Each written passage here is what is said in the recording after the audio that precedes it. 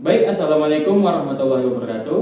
Perkenalkan, saya Muhammad Kaisan Faik dari Prodi Keamanan Sistem Informasi kelas KSI 2A dengan NIM 6404250011. Nah, berdirinya saya di sini ingin menjelaskan mengenai materi tentang argumen. Nah, jadi argumen itu dapat dikatakan valid atau sahih jika konklusi benar bila mana semua hipotesisnya itu benar. Sebaliknya, jika terdapat hipotesis yang salah, maka argumen dapat dikatakan palsu atau falasi atau invalid. Nah, jika argumen sahih, maka kadang-kadang kita mengatakan bahwa secara logika konklusi mengikuti hipotesis atau sama dengan memperlihatkan bahwa implikasi P1 konjungsi P2 hingga konjungsi Pn implikasi dengan Q adalah benar atau sebuah tautologi. Nah, argumen yang palsu menunjukkan proses penalaran yang tidak benar. Oke, langsung saja kita masuk ke contoh yang pertama. Oke, selanjutnya kita masuk ke contoh 1. Di sini ada sebuah paragraf.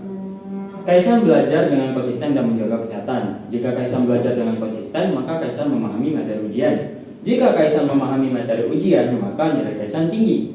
Jika nilai Kaisan tinggi, maka Kaisan mendapatkan beasiswa. Oleh karena itu, Kaisan mendapatkan beasiswa. Nah, di sini terdapat 5 premis. Yang pertama, Kaisan belajar dengan konsisten. Premis kedua, menjaga kesehatan. Premis ketiga, Kaisan memahami materi ujian. Premis keempat, nilai Kaisan tinggi. Dan premis kelima, Kaisan mendapatkan beasiswa. Nah, dari kelima premis tersebut, kita mendapatkan 4 hipotesis dan 1 kesimpulan. Hipotesis yang pertama, Kaisan belajar dengan konsisten dan menjaga kesehatan. Berarti di sini terdapat P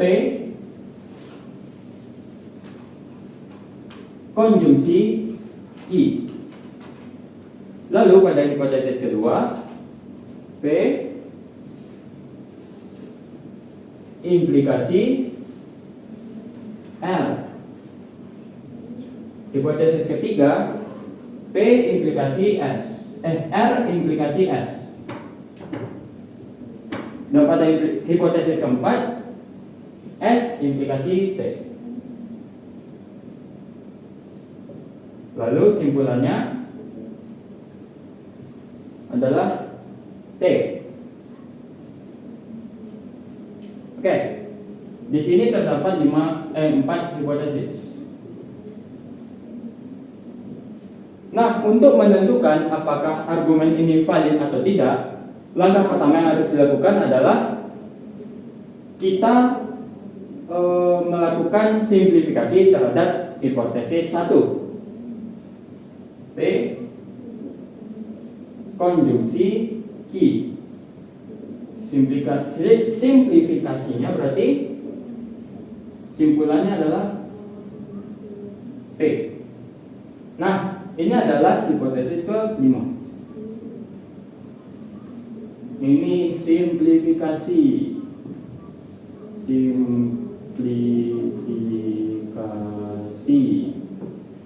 Oke. Kita lanjut. Di sini kita dapat melihat pada hipotesis 2 dan 3 kita bisa menggunakan yang namanya silogisme hipotesis. P implikasi R dan R implikasi S. Maka kita dapatkan simpulannya adalah T implikasi S. Ini untuk hipotesis ke-6. Ini silogisme hipotesis. Oke. Setelah kita mendapatkan hipotesis ke-6, di sini kita bisa melihat bahwa P implikasi S dapat silogisme hipotesis lagi dengan hipotesis keempat, yakni S implikasi T. Kita buat di sini. P implikasi S, S implikasi T. Hasilnya menjadi P implikasi T. Nah, di sini kita dapat hipotesis ke-7. Setelah kita mendapatkan hipotesis ke-7, di sini kita bisa menggunakan inferensi modus Ponen. Hipotesis ke-7 dan hipotesis ke-5 tadi. Kita hapus sebentar. Di sini. P implikasi T dan P. Dengan menggunakan modus Ponen, kita mendapatkan hasil T, yang dimana T itu adalah kesimpulan yang tadi. Berarti contoh satu ini dapat disimpulkan bahwa argumen ini valid. Baik, kita lanjut kepada contoh kedua. Jika target penjualan tercapai, maka tim pemasaran mendapatkan bonus. Target penjualan tercapai atau perusahaan melakukan efisiensi anggaran. Lalu tim pemasaran tidak mendapatkan bonus. Evaluasi kerja berjalan lancar. Dengan demikian, perusahaan melakukan efisiensi anggaran dan evaluasi kerja berjalan lancar. Nah, di sini terdapat beberapa premis. Premis yang pertama adalah target penjualan tercapai. Premis kedua, tim pemasaran mendapatkan bonus. Premis ketiga, perusahaan melakukan efisiensi anggaran.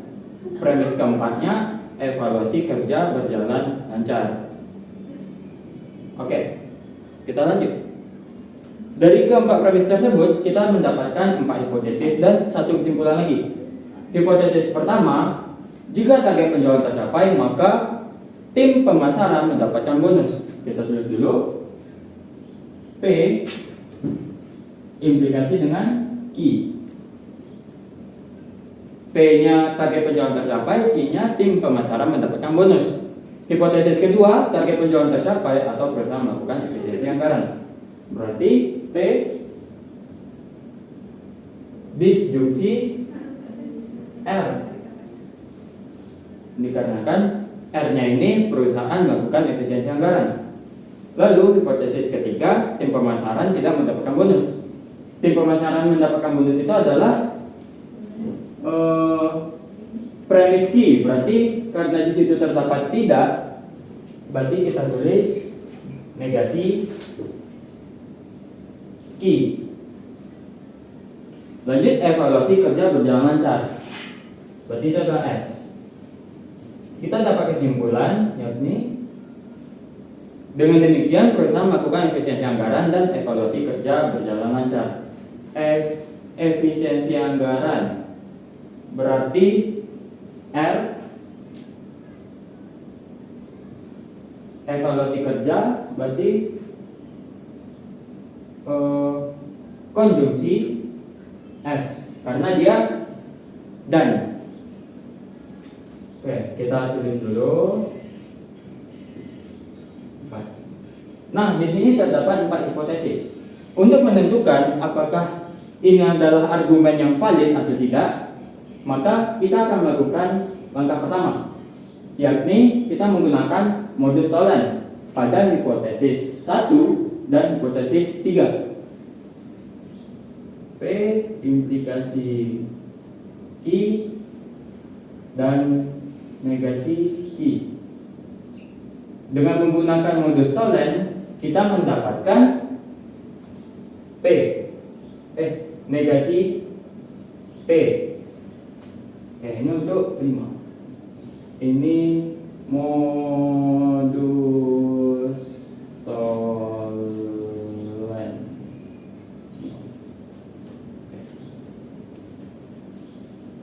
Oke. Setelah itu, kita menggunakan silogisme disjungtif pada hipotesis 2 dan hipotesis 5 yang kita dapatkan tadi. P disjungsi R dan negasi P. Dengan menggunakan silogisme disjungtif, kita mendapatkan hasil yakni R. Ini untuk 6. Silogisme disjungtif. Oke. Selanjutnya kita akan menggunakan konjungsi untuk hipotesis 6 dan hipotesis 4. Oke, kita buat lagi sini R dan S. Dengan menggunakan konjungsi, kita mendapatkan R konjungsi S, yang dimana hasil dari hipotesis yang terbaru ini sama dengan kesimpulannya. Oleh karena itu, kita dapat menyebut bahwa si argumen yang tadi ini, contoh 2 ini, ialah valid karena hasil sama dengan kesimpulan. Oke, kita masuk ke contoh ketiga. Nah, di sini terdapat satu argumen. Abdul menyelesaikan program magang. Jika Abdul menyelesaikan program magang atau menerbitkan artikel ilmiah, maka Abdul memperoleh nilai tugas akhir yang maksimal. Jika Abdul memperoleh nilai tugas akhir yang maksimal, maka Abdul lulus dengan predikat cum laude. Jika Abdul lulus dengan predikat cum laude, maka Abdul langsung diterima bekerja di perusahaan. Oleh karena itu, Abdul tidak langsung diterima bekerja di perusahaan. Nah, pada contoh ketiga ini terdapat 5 premis, yang dimana dari 5 premis tersebut menghasilkan 4 hipotesis dan 1 kesimpulan. Nah, kita langsung tulis hipotesis yang pertama. Abdul menyelesaikan program magang. Itu adalah premis P.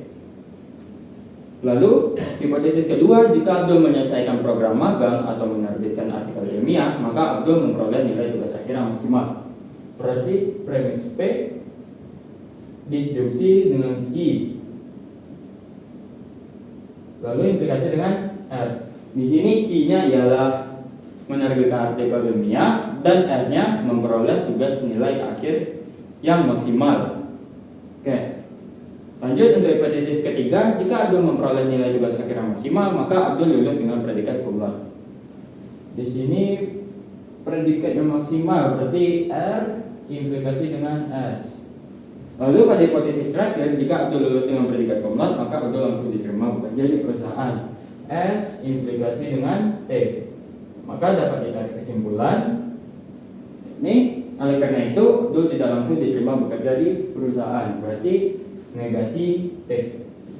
Nah, kita lihat apakah argumen ini valid atau tidak. Nah, langkah yang pertama yang akan kita gunakan ialah penjumlahan, yakni kita akan melakukan penjumlahan pada hipotesis 1. Ini 1, 2, 3, dan ini 4. Oke. P. Dengan penjumlahan kita bisa menjadikannya P disjungsi Q. Oke, ini kita dapat 5. Selanjutnya kita bisa melakukan modus ponen terhadap 5 dan 2. P implikasi Q. Lalu yang kedua P implikasi Q. Implikasi disjungsi, disjungsi baru ini implikasi R. Dengan menggunakan modus ponen tadi kita mendapatkan R. Ini yang ke-6. Oke. Selanjutnya kita akan menggunakan modus ponen lagi untuk 6 dan 3. Oke, R dan RS. Dengan menggunakan modus ponen kita mendapatkan hasil S. Ini yang ke-7. Selanjutnya kita tetap menggunakan modus ponen lagi terhadap 7 dan 4. S dan S implikasi T. Dengan menggunakan modus ponen kita dapat menarik hasil yakni T. Nah, ini yang ke-8. Nah, bisa dilihat bahwa di sini hasil akhirnya ialah T, sementara untuk kesimpulan di sini ialah negasi T yang tadi. Ini terdapat perbedaan yang dimana bila hanya T, maka T itu ialah Abdul langsung diterima bekerja di perusahaan. Sementara yang kita lihat di argumen tadi, Abdul tidak langsung diterima bekerja di perusahaan. Yang dimana itu sangat berbeda. Nah, karena perbedaan tersebut, kita bisa menyebut bahwa argumen ini tidak valid karena hasil akhir dan kesimpulan itu berbeda. Oke, baik, mungkin sekian pemaparan materi tentang argumen dari saya. Mohon maaf bila terdapat kesalahan kata dalam presentasi saya. Saya akhiri, wassalamualaikum warahmatullahi wabarakatuh.